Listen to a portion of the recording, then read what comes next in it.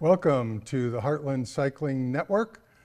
We have another episode here, probably one that is very important to anybody that goes out and rides a bike. We're going to be concentrating on bicycle safety.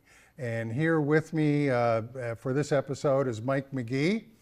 He's current vice president of the Bellevue Bicycle Club, but he's also a retired police officer, I believe captain. Retired as a captain, yes. Yes, with the Omaha Police Department. So I figured from some official perspectives, you could enlighten us a little bit. What are, let's say, some of the responsibilities of a cyclist? I mean, what can they do when they're out riding? Oh boy, that's a wide open question, because when you talk about bike safety, there's so many different areas. But probably one of the biggest things that cyclists need to do is make sure you have the proper safety equipment. Helmets is a big thing. Yeah. And I don't care what age, I don't care how many years you've been riding.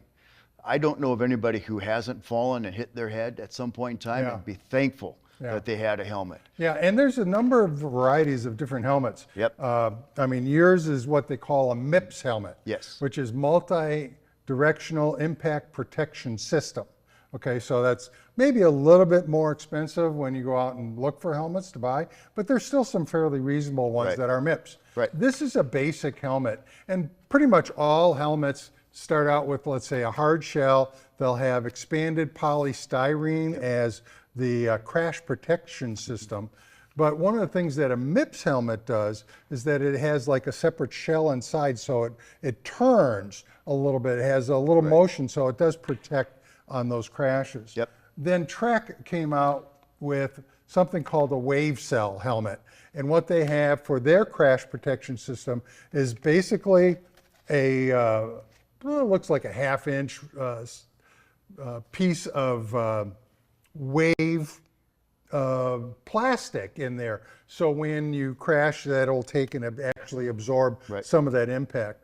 And I can attest that this actually does work, because I fell and crashed on that. And what was nice is that Trek replaced the helmet within their crash warranty system. So anyhow, helmets are really critical. That's like one of the first pieces. But a lot of design goes into helmets. I mean, people think, oh, they're just a helmet to protect them from a little bump. But when you talk about the technology that goes into that, the design has improved with the MIPS to minimize those injuries. And when you look at the statistics of head injuries from people that have fallen on a bike or been in crashes, and helmets have minimized or greatly reduced the injuries, and that's vital. Yeah, it just protects you from a concussion. Sure it does. Sure it does. Yeah. Yep. So anyhow, that's like that's starting at the head. That's starting at the head. Working our way down. High visibility. I see a lot of high visibility jerseys on the trail. Many times I don't see high visibility jerseys, and I do most of my riding on the trail, and it's easy if somebody's wearing a dark clothes or something that may be nice to look at, maybe a hot looking jersey, but if it doesn't stand out, I can lose sight of them at a distance on the horizon, or if they're on the street, they're not going to be easily seen. When you look at the amount of distraction that drivers today have to deal with through flashing lights, billboards, signs, all these things that caused a lot of the vision to blend together. A cyclist on the road doesn't stand out. And I think some of the other things that is important within, what you're wearing is, depending upon the time of day, being reflective. Yes. So I mean, you have a vest here which basically has some reflective things. I know, like for example, some of these jackets and jerseys have reflective portions on them, so that when somebody, besides the reflectors that are supposed to be on a bike. Correct. Okay. Correct. Yep. And one of the things too that we have always, that a lot of the people in the club that I ride with, even if we're on the trail, daytime, nighttime, we have lights on our bikes. Okay. Many times, well, a prime example is, yesterday you and I were working the bike support for the Heartland Marathon. Yeah. I could see you off in the distance. Now, granted, it was straight shot, wasn't on the road, but the ability for my eye to pick up you on your bike at a third of a mile, maybe close to a half a mile, was extremely easy because of your headlight. And I know you didn't have that on high power.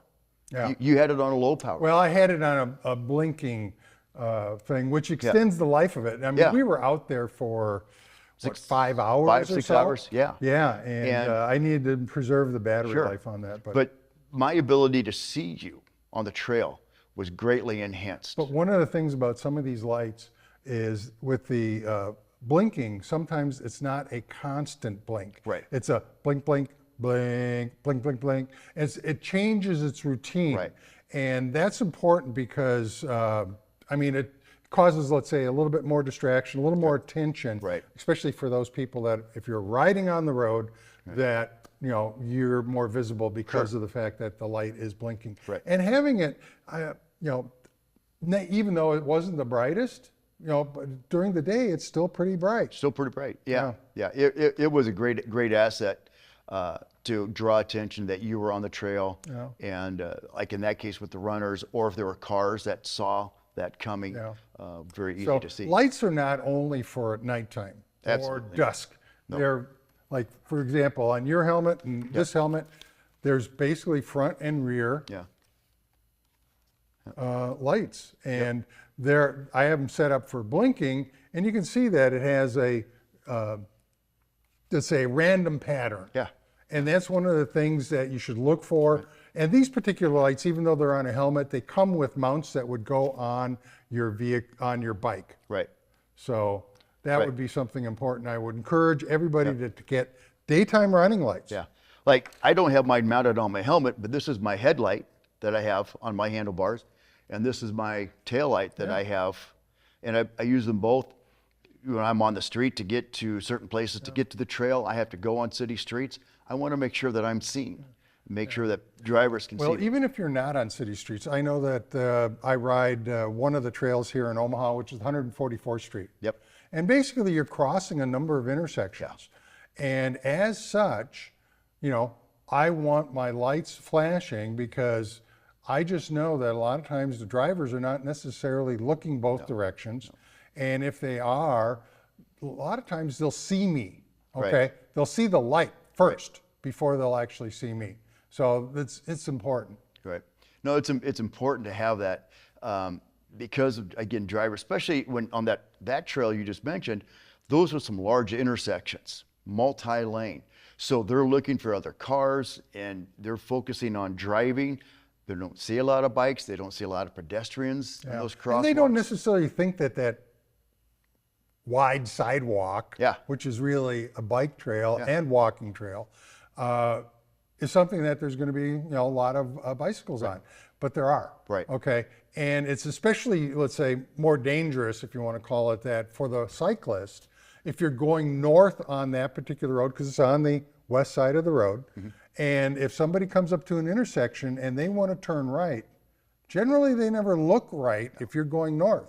So they're looking left to see whether or not there's a car coming or if it's open enough where they can turn. Right. So as a cyclist, you have to be aware of your situation. Correct.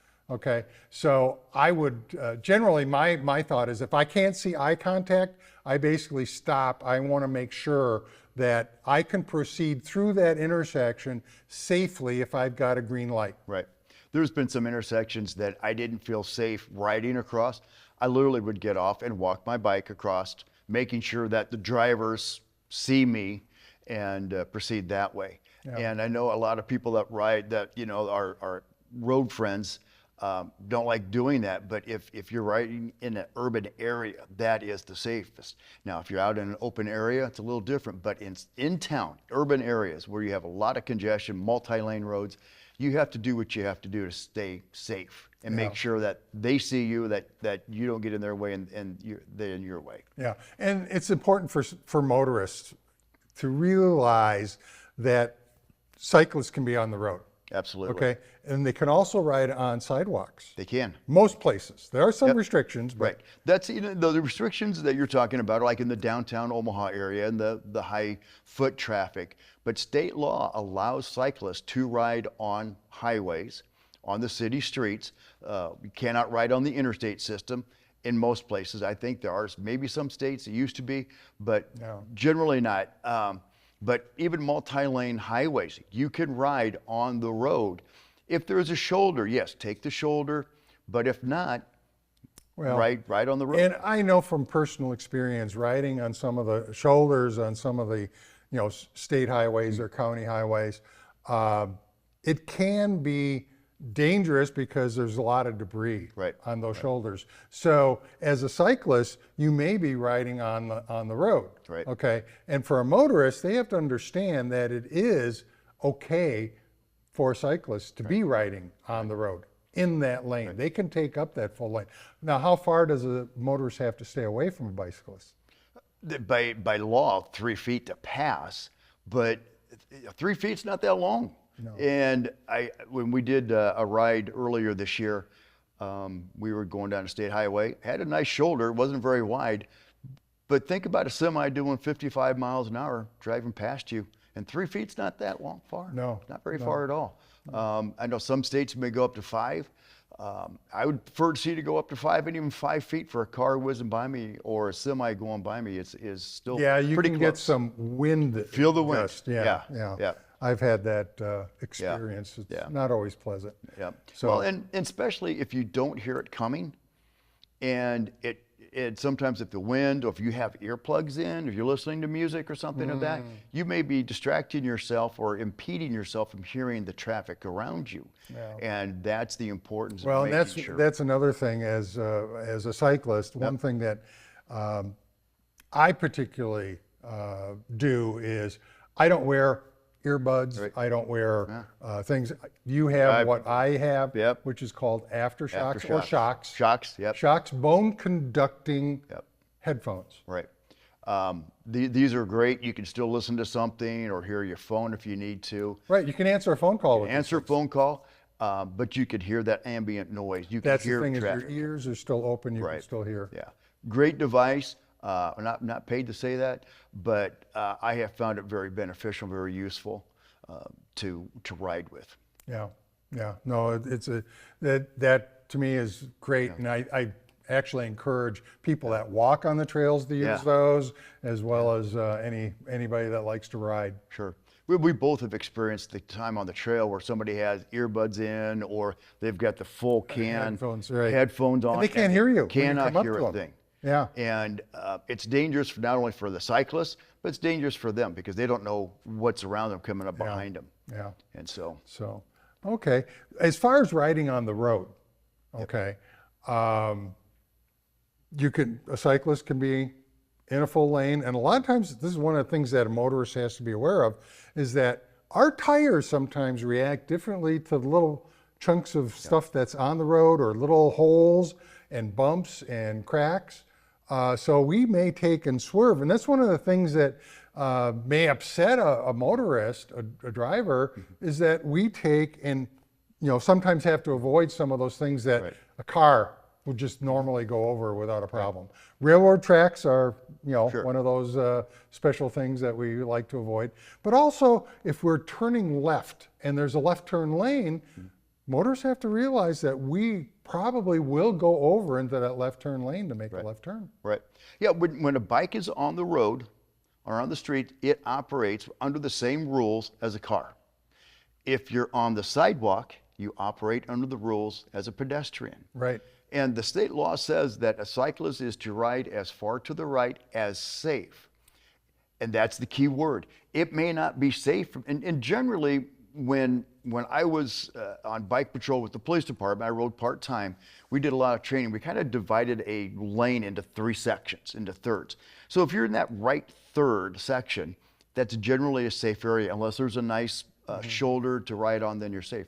But on a regular street or a multi-lane road, that third of that section. So if you're going straight in that third or that middle third, to go there. But if you're, like you said, if you're going to make a left-hand turn, you have to get into a turn lane and make that turn from there. Yeah. So again, the cyclist has to be aware of their surroundings, whether or not it's safe to get over Right. that lane. The other thing is go with the flow of traffic. Yep. Okay. Absolutely. So, well, recently there was a crash.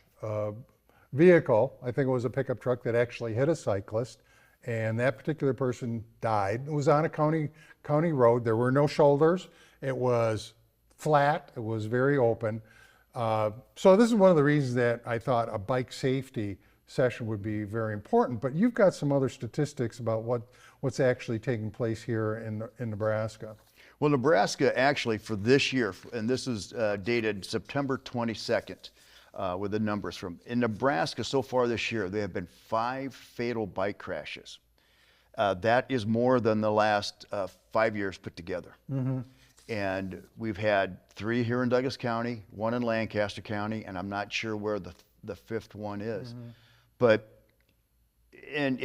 before we went on air, you and I were talking about statistics nationwide. The last 10 years, we've seen those numbers increase. Now, during COVID, there were a lot of people that got on bikes, a lot of probably novice people that were just getting into cycling because of other restrictions.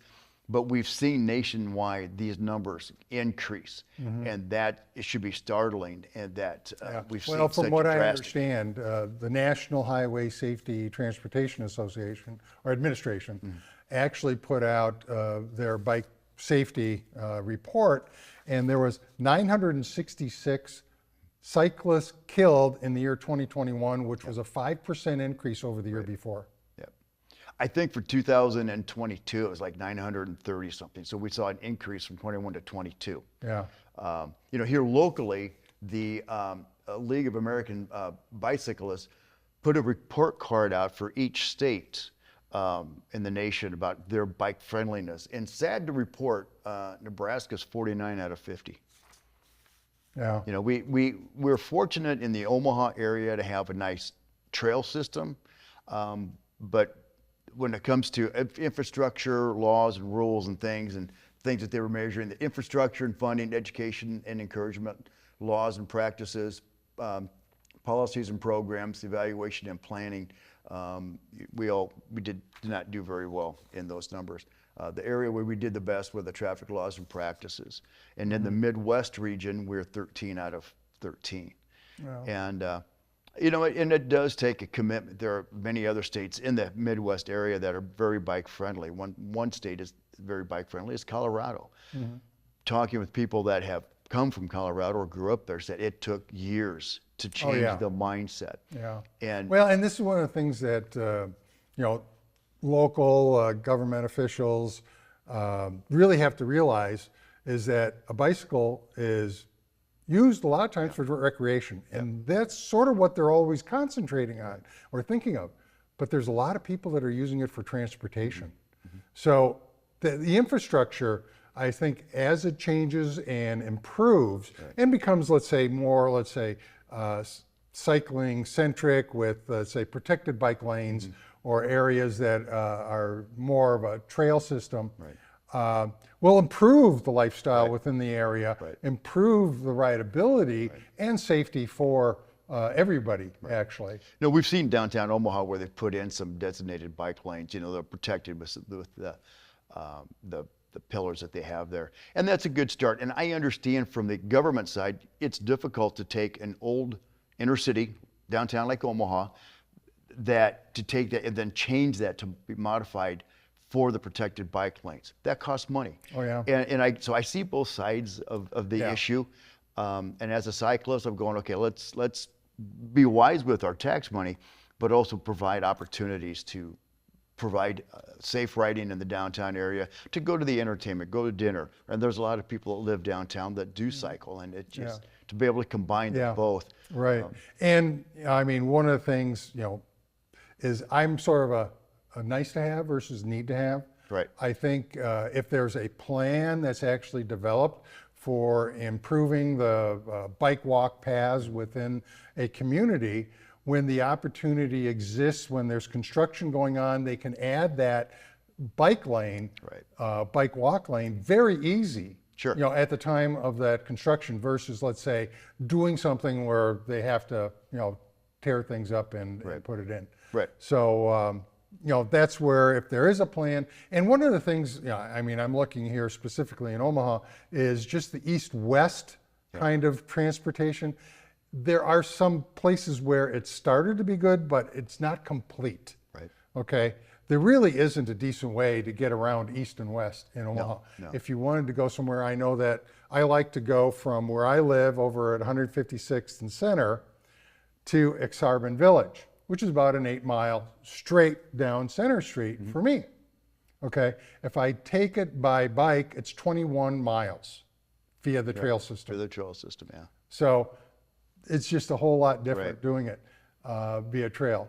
And it would be nice to have, let's say, a path system to go to that area, Right. east-west. Right. No, exactly. And those are some of the entertainment locations that would be great to have, bikes available. I live more midtown, and even midtown, because of the traffic volume, and it's not easy to get around to those places. And I ride a lot of sidewalks because it's safer, because Yeah. of roads, two-lane roads with people that just don't pay attention. Mm-hmm. And I really encourage drivers to pay attention, not only just for cyclists, but for pedestrians. But as you drive cars, wake up. Yeah. Wake Put up. the phone down. Put the phone down Put and the drive. phone down. Put the phone down and drive. I Yeah. mean, I hate to say it, but a lot of times when I come up to a intersection, I stop. Yeah. And cars will come up and stop. One hand is on the phone, the other's on the steering wheel. Yeah. I mean, I see it more often than not, which is sad. Yeah. And it's great technology, and I love technology when it works. We've become very attached to it. Yeah. But you can't do it when you're driving. Yeah. No, I do have a hands-free system within my cars. Right. So most of the time when there's a call, it'll flash up on the screen saying, who it is. And most of the time I just ignore it because a lot of times they're not somebody I know or somebody I want to talk to. But if it is, I can just say, okay. Yeah. And then I can just still continue to drive and chat. Right. One thing we did not mention, and it's really a bicycle safety thing that people should do, is a mirror. Okay, this is a mirror that's actually attached to the helmet, which is kind of nice. So I can look back in my mirror. But there are mirrors that go on handlebars. Yep. There's all kinds of mirrors that way. This one's attached to a helmet. I have some that attach to my glasses. Yeah. And same kind of concept, it's just over there. There's there's all different kinds of ways, but it's a way to look back. Right. Okay. And not that we should be always looking back, but there's sometimes you hear something that's coming up, but if you don't hear it, okay, and you're on the road, there's some new devices that are out there, and Garmin is one. This is not a paid advertisement. Garmin is one. They have something called a radar unit. Goes on the back of your bicycle and will alert you through your phone or through your bike computer that there's a vehicle approaching in the back. And probably when it comes to EVs, which are very quiet, it's important to understand that, there's something coming up. If you have a rear view mirror, you can actually take a look back there and be prepared. So those are the things that I would and I know a encourage. couple guys that have them and love them. Great tools. Yeah. There's more manufacturers out there. More than just manufacturers, Garmin. but that type of technology is the one guy that I know that really loves it. Lives in Kansas City and rides frequently on the roads down there. And he won't get on the road without having it on there because he's had cars come up behind him and that he didn't hear. He's a very safe rider. Rides a lot, but it's been a great tool. Yeah, yeah. So those are things that somebody, you can do. Yes, it's technology and it's going to cost you a little bit of money, but it's safety. Okay, it's being safe, and I think that's something that's critical. And if you don't have the money for all the gadgets, take other steps. Jerseys are cheaper than technology. Lights are very or reasonable. Put your bike on a car rack and drive to the trail so that you don't have to ride it on the streets to get there. There's ways to maneuver around it so you enhance your safety. Yeah, definitely. So. What other statistics are there that you might like to share about? Well, again, we talked about helmets. Some helmet data that if you wear a helmet, that you reduce head injuries by 48%, severe head injuries by 60%, traumatic brain injuries 53%. And it goes in this article on helmets. It talks about it doesn't protect from face injuries because your face isn't covered, so you still may get some facial injuries. But the part of your head that it protects is vital, and making sure that it fits properly. I've seen a lot of people with It's usually your fingers in between the strap, or two they've got it, fingers up on your on two your fingers, head. yeah. Yeah. They're not hard to adjust, but you want to make sure that you're protecting the front of your head and the back of your head. And a lot of them have these little devices that are like boa straps to actually tighten. Yep. So I mean, this is one of the things that they'll snug up the helmet for you, but make sure you get the right size. Right, absolutely. I have seen over my years either people not wearing helmets or properly fitted helmets, and that's almost as dangerous as not even having a helmet because it's not protecting the right part of your head. So yeah, you look at those things, and those are vital when it comes to cycling. There's a lot of great information. I mean, we're just scratching the surface here, Jeff. Yeah. I'd encourage people to go online. The national bikeleague.org is a great resource. They have all kinds of data. They have information, what to look for, what not to do. The Bike League also has great videos and demonstration how to ride safely. And they're short 2 or 3 minute videos, but those are the things that if you're new to cycling. And they also offer classes, and I didn't see any classes offered in the Omaha area. I wish we had some, it'd be great to have some. But ride with somebody that's been riding, learn through osmosis, hang out with people that ride well, and you'll learn. Very important, very important. Good session. I appreciate you coming on tonight for the show on bike safety. Absolutely. There's so much more that we could talk about on bike safety. It goes on and on. There'll be links included in the video and on the website, but make sure that you get out there and ride safely, practice good bike safety. And until next time, pedal on.